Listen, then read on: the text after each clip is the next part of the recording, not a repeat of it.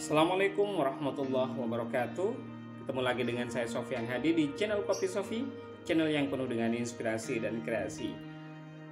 Sahabat Kopi Sofi channel yang saya hormati, hari ini saya akan membahas tentang sebuah tema yang cukup basi sebenarnya, karena tema ini sudah banyak diperbincangkan atau bahkan diperdebatkan ya di seminar-seminar, di forum-forum diskusi ataupun di media sosial bahkan ya, tentang ideologi negara Indonesia, yaitu Pancasila sebagai dasar negara.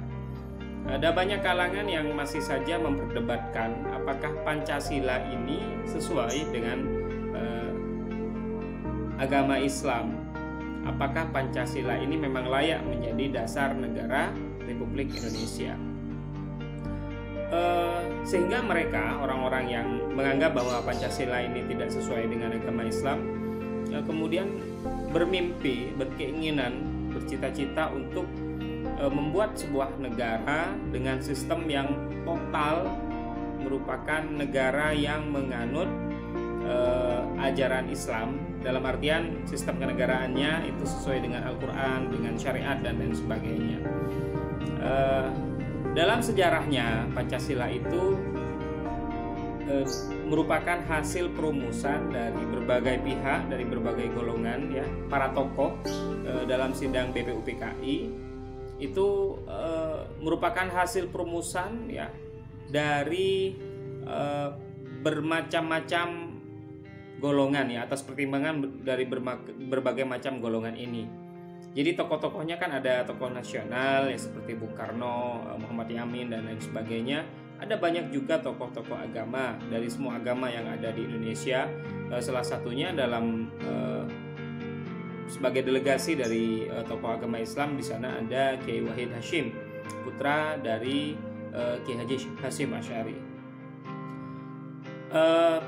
Sehingga perumusan Pancasila itu menurut saya bukan hanya sebatas perumusan yang terburu-buru, karena pada saat itu memang Indonesia memang baru saja memproklamasikan kemerdekaannya, dan sebagai persiapan awal tentunya adalah dasar negara yang harus disepakati terlebih dahulu. Jadi kalau melihat komposisi dari anggota sidang BPUPKI itu memang sudah sesuai dengan kondisi negara kita. Artinya Nusantara ini kan terdiri dari berbagai macam golongan, suku, bahasa, budaya, bahkan agama. Sehingga dalam sidang itu tentunya akan disepakati dicari sebuah formula yang betul-betul ideal dan sesuai dengan kondisinya. Jadi belepotan sesuai dengan kondisi masyarakat Indonesia yang memang bermacam-macam ini. Nah, terkait dengan agama Islam, saya kira sebuah sistem negara tidak harus langsung secara total menggunakan kitab suci Al-Quran ataupun syariat Islam misalnya ya. Tetapi yang paling penting adalah nilai-nilai yang terkandung di dalam ajaran agama Islam itu terurai, bisa teraplikasikan, bisa masuk menyatu dalam nilai-nilai yang ada di dalam Pancasila. Nah, apakah benar bahwa Pancasila ini memang sudah sesuai dengan Al-Quran? Saya yakin ya, karena memang salah satu perumusnya adalah Kiai Wahid Hasyim. Tapi salah satu buktinya, saya kira kita harus tahu juga bahwa tidak satupun ya, hasil dari pengamatan saya, tidak satupun ayat yang ada di dalam Pancasila itu bertentangan dengan ayat-ayat yang ada di dalam Al-Quran. Coba kita misalnya, kita jangan terpaku pada nama Pancasilanya, tapi kita harus betul-betul merenungkan dan menghayati isi yang ada di dalamnya. Contohnya, sila yang pertama, ketuhanan yang Maha Esa. Apakah itu bertentangan dengan Al-Quran? Tentu tidak, bahkan sangat sesuai dengan surat Al-Ikhlas ayat 1. Qul huwallahu ahad. Katakanlah bahwa Allah itu satu, Tuhan itu Esa. Poin yang pertama. Poin yang kedua, kemanusiaan yang adil dan beradab. Apakah juga ada di dalam Al-Quran? Tentu. termaktub dalam surat An-Nisa ayat 135. Dan janganlah kamu mengikuti hawa nafsu, hendaklah kamu menjadi orang-orang yang berbuat adil. Pancasila, sila yang ketiga, Persatuan Indonesia. Saya kira merupakan nilai-nilai yang terkandung di dalam surat Al-Quran, surat Al-Hujurat ayat 13, yang isinya adalah, dan kami menjadikan kamu berbangsa-bangsa dan bersuku-suku supaya kamu saling kenal mengenal. Artinya segala perbedaan yang ada itu bukan merupakan sebuah musibah dan alasan kita untuk berpecah belah, tetapi bahasa dalam Al-Quran itu adalah lita'arofu, agar kita bisa saling kenal mengenal. Nah, bagaimana caranya kita agar bisa saling kenal mengenal? Tentu harus berdekatan, harus bersatu. Tak kenal maka tak sayang. Jadi kita harus bersatu dulu. Perbedaan yang ada bukan sebuah alasan untuk berpecah belah, tetapi menjadi alasan untuk saling mengikat dan mengeratkan. Kemudian Pancasila yang keempat, sila yang keempat, kerakyatan yang dipimpin oleh hikmat kebijaksanaan dalam permusyawaratan perwakilan. Rasanya ini juga sesuai dengan kandungan ayat surat Asy-Syura ayat 38, di mana artinya, sedangkan urusan mereka diputuskan dengan musyawarah antara mereka.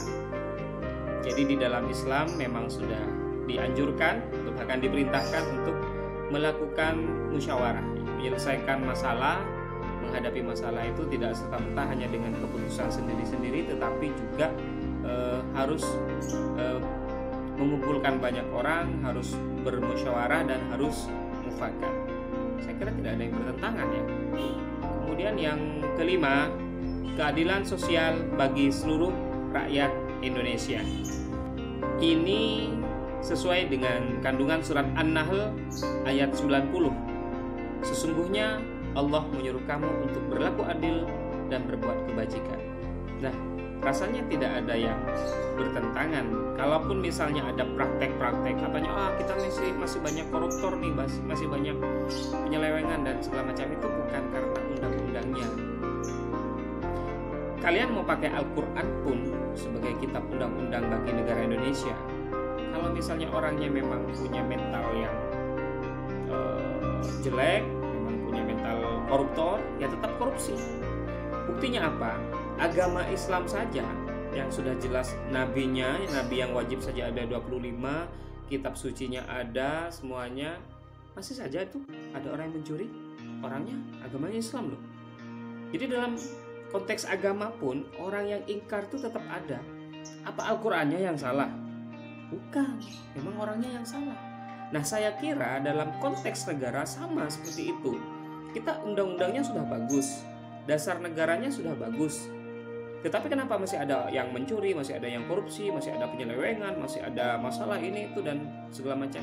Ya bukan salah undang-undangnya, tapi memang orangnya, dari oknumnya. Dan ini yang menjadi tugas kita bersama, bagaimana kita menata generasi berikutnya, anak-anak kita, agar menjadi generasi yang benar-benar bisa menjalankan amanah dengan baik dan benar. Jadi sekali lagi, konteksnya baik dalam agama ataupun negara, seideal apapun peraturannya, kalau memang mentalnya mental bobrok, tetap akan ada pelanggaran. Jadi bukan menjadi alasan ya, karena di Indonesia banyak pelanggaran, banyak pelanggar konstitusi dan segala macam, kemudian tidak cocok, ini harus diubah menjadi negara Islam yang kemudian berdasarkan terhadap syariat Islam. Saya kira itu bukan solusi yang tepat. Kalau misalnya itu memang adalah solusi yang terbaik, saya kira dulu di sidang BPUPKI maka yang akan dipilih itu rumusannya adalah rumusan seperti syariat Islam itu. Tapi kondisi kita bermacam-macam masyarakatnya. Saya kira yang paling tepat memang adalah Pancasila sebagai dasar negara kita dengan nilai-nilai luhur yang terkandung di dalamnya dan mencerminkan keanekaragaman yang ada di Indonesia. Tetapi sekali lagi, perbedaan itu bukan merupakan alasan kita untuk berbeda, untuk berpecah belah, tetapi untuk bersatu, untuk saling mengenal satu sama lain, saling menguatkan, saling menyempurnakan. Selamat Hari Lahir Pancasila. Semoga kita menjadi pribadi yang bisa mencintai negara ini dengan segenap jiwa raga kita, sebagai bukti, sebagai bakti kita dan ketunduan, kepatuhan kita terhadap perintah Allah Subhanahu wa taala yang terkandung di dalam surat Al-Qur'an dan kemudian diuraikan dalam nilai-nilai luhur Pancasila, dasar negara kita, Republik Indonesia. Demikian, masih bersama saya Sofyan Hadi di Kopi Sofi Channel yang penuh dengan inspirasi dan kreasi. Wassalamualaikum warahmatullahi wabarakatuh.